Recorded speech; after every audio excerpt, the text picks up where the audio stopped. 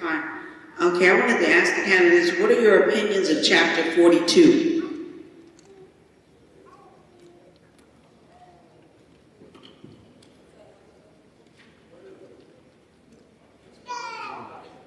No, Chapter 42, let me explain what Chapter 42 is.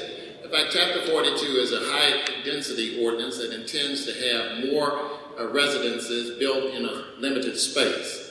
That works in some areas of the city, but it does not work in all the areas of the city, and I'm against trying to force that as a policy on private citizens and the occupation of their property. Yes, it is to be desired inside the city limits. I think we've had it for inside 610 Loop. But now the mayor is intending to try and have it expanded out to Beltway 8. I am a proponent of letting people use their property the way they want to use their property, as opposed to government forcing them and controlling how the property is used. I commend the intent of the chapter, but as a former city attorney, I respect the right of citizens to control their property. I want little government to control your property. I want to protect you. I want to make sure that you have good jobs. I want to make sure that you have a safe environment. I want to make sure that you have fair opportunity. But I'm not in favor of government telling you how you're going to use your time is up. Thank you, Mr. Hall.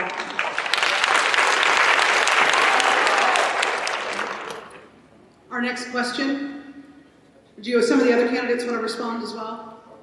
Go ahead.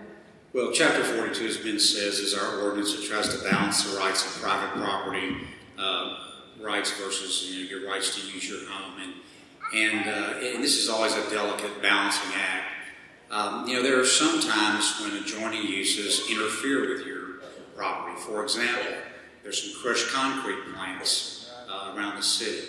They throw up a lot of dust, and it's not right that they impact your property and your home. So this is always something that we have to balance. We've had some amendments to Chapter 42 recently that have tried to improve that balance, and it's something we're going to just keep working on as an ongoing basis. But I agree that private property rights are sacred, but you can't use your private property in a way that is a nuisance or a burden on the surrounding property owners. I'd like to respond. No matter how many ordinances we pass and how many Chapter 42s that there are, you can't build on a bad foundation. The city of Houston does not have a plan, and that's the reality. We have to have a master plan for the city, and that takes vision, and that takes leadership to put that into place. So, building, as I said, building on a bad foundation doesn't get us anywhere. So we need to really look at all of the functions of government and how we're going to improve the city, and I think we need to look at everything from A to Z again. I want to apologize to the candidates. That was my mistake. Some questions are going to be posed directly to candidates, and only that candidate will answer, so that was my mistake. I'd also like to acknowledge Councilman Stephen Costello before we move on. He's a Houston engineer, also a member of Houston City Council. Did you want to take an opportunity to respond to that question, or we can move on to the next?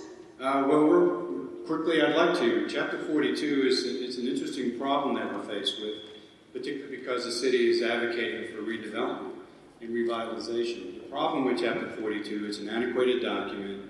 It's constantly it's amended reactively rather than being proactive.